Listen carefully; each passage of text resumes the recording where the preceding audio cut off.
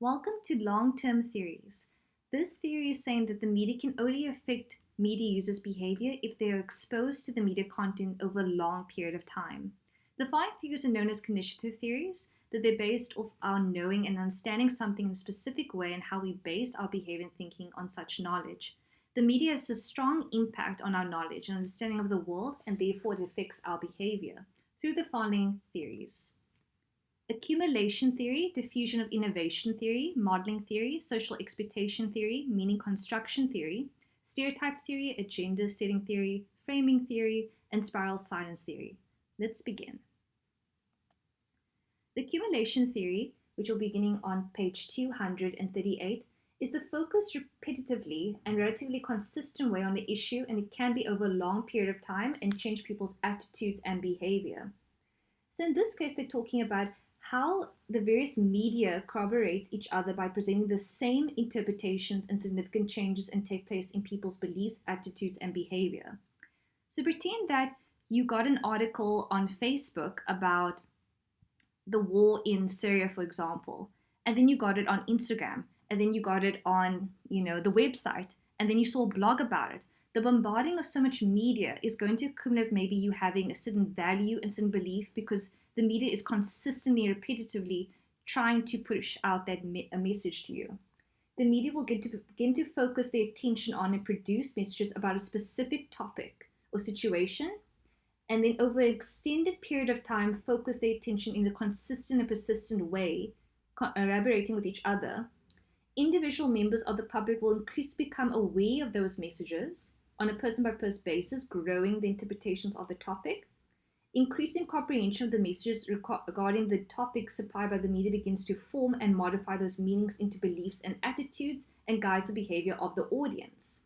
Therefore, we would say that the minor individual by individual changes accumulate and new beliefs and attitudes starts to emerge because of the consistent bombarding and accumulation of that media.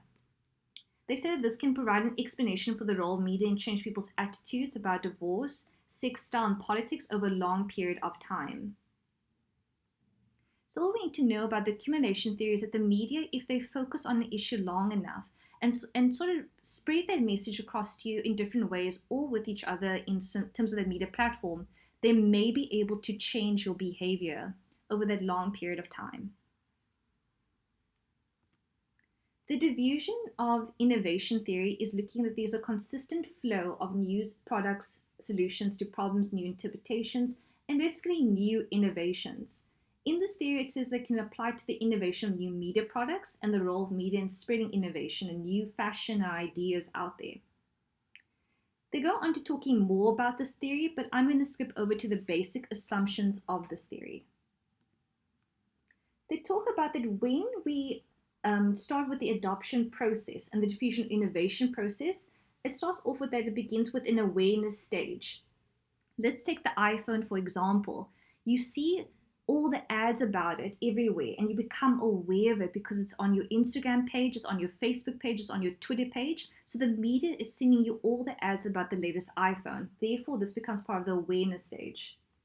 Next is followed by an interest stage. You start to find information about it. Maybe you ask a friend or a family member, maybe you're researching a little bit. Then is the assessment stage. You're going to go into the iStore and start to play around with that iPhone and see how it works. Next is the trial stage. You start to try to apply to, should I use this?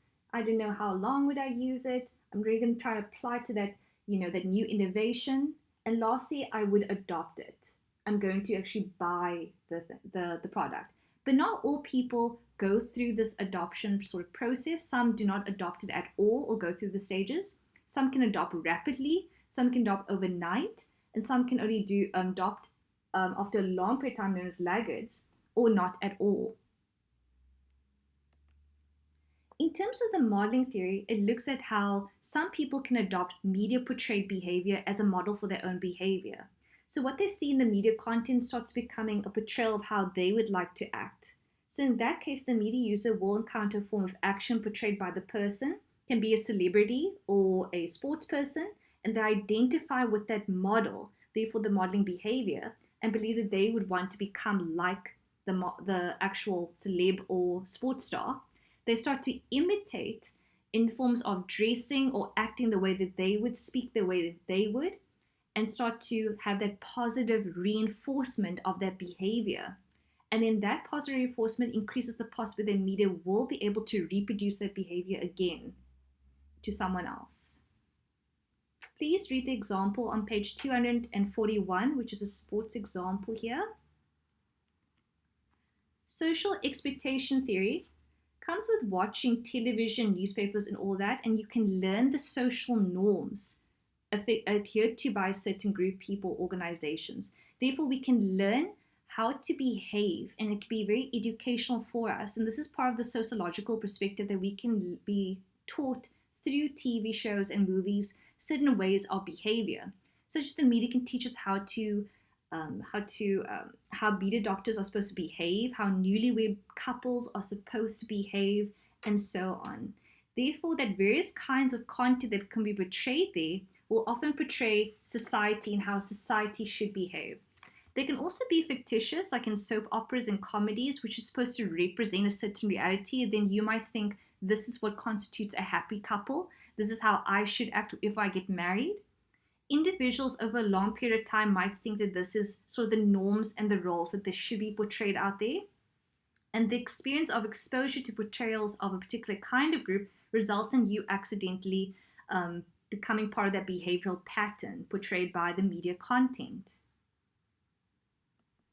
Next is meaning construction theory, which is that our behavior can be based on what we know, our knowledge of something or somebody, and what we believe. The media can condition us to attach certain meanings to objects, words, and concepts, and therefore that we obtain our knowledge, we believe something means about how the media defines that something. So if the media is talking about, for example, Star Wars or global warming and how they attach that meaning, we might construct and attach the very same meaning to that concept. Other means that they give here is chips or software or the ozone layer. And sometimes frequently we don't even know what those terms mean. So in terms of the basic stages of this theory is the media will describe an object and event in a certain way, putting labels and their own meanings. Global warming is a myth, for example. The audience will see and be exposed to that label and start to interpret how they should interpret that label because it seems to be in the media, it seems to be true, and there's been already a meaning attached to that label. She or he will now communicate with others the use of that label and the media's meaning of that label. And by doing this, they are spreading that same meaning out there. Eventually, that meanings become strengthened between all of society, and the individual behavior towards that object, the meaning, will now become the same for them. They will hold that same meaning there. Stereotype theory is the role of the media, how they create and sustain stereotypes in terms of in the media. We have some examples in the textbook that is quite nice about, well, not quite nice, but nice sort of examples there that's been portrayed in terms of that you have many examples about politicians, professionals, and all these different examples that are out there. And this is further discussed in your theory, the theory behind stereotyping, about all the different stereotypes that we will go into the theological assumptions as well as the origin of stereotype. But before we get to that, let's discuss more about the stereotypes and how the media does play a role in the existing patterns of attitudes towards stereotypes. And this is something for you to also consider. Does the media today still portray stereotypes in the media? In terms of in the entertainment content, for example, that they can portray an issue and apply it to a relevant group, and that will be either negative, and some people might also consider that to be a positive stereotype. But does the media still portray stereotypes in the media? If these stereotypes tend to be consistently negative, it can show undesirable characteristics of that group. And then some people might adopt that this is actually how the stereotype group is portrayed. The viewers, readers, and listeners will then incorporate these meanings into their memories, and then they start to have stereotype interpretations. Next is agenda setting. Agenda setting is the simple thing that the media might have their own agenda of how they portray reality. and how they create that specific reality created for the media user. The media user will in every day, the media releases a list of topics on issues that are media focused, and at times they can have their own agenda. They might emphasize certain words, certain images, certain portrayals. And then we do have an example on the page 244 to 255. The example they give is, at the time of writing stories about crime, corruption, and AIDS for the columns of many South African newspapers, creating the image of society falling apart, and how the media has such a control that they might have their own sort of agenda of how they set out things. They're going to talking about the attention of news coverage influences the public awareness of those certain issues portrayed. And the media can also choose what they don't portray, such as the burning of the Amazon rainforest. This theory focuses on what the media decides to present to the audience and how that information is presented in terms of the news coverage, and this relates to the different viewpoints as well. And this theory is concerned with how the media legitimization of issues and events affects our perception of reality. Agenda setting sounds very familiar to framing, which is how the media frames certain representation and treatment and production of issues.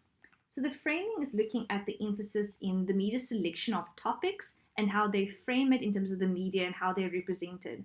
So the framing is the influence on the public of different news angles used by journalists.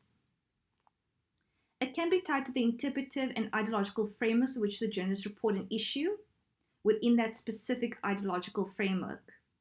They give an example such as such ideological colored reporting is known as advocacy. The media may decide to report on a person, a topic group in a certain way, and they may only focus on the negative attributes or the positive of a politician, a financial group, and so on. It results that the public are only being exposed to how that has been framed by the media.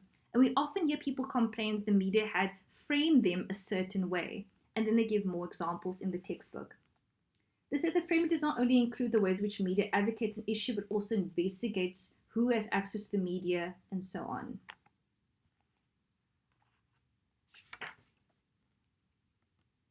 Spiral of silence. The media tends to portray that the majority view things this way. Many people's opinions may differ from the media, and you might feel, I don't agree with this, but everyone is saying this is how it is. Therefore, in fear that I might be isolated, I'm going to remain silent. The media at times can give the impression that everyone is expressing this opinions and you might go along with this. Therefore, there is going to be a spiral of silence.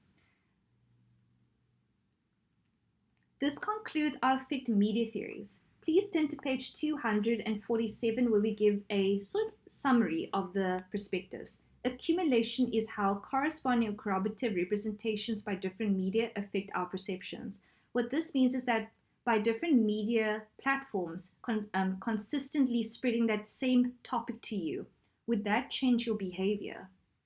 Diffusion of innovation. The process of bringing something specific under people's attention, and people may adopt that innovation, that new idea, that new product, and go through that process of diffusion of innovation.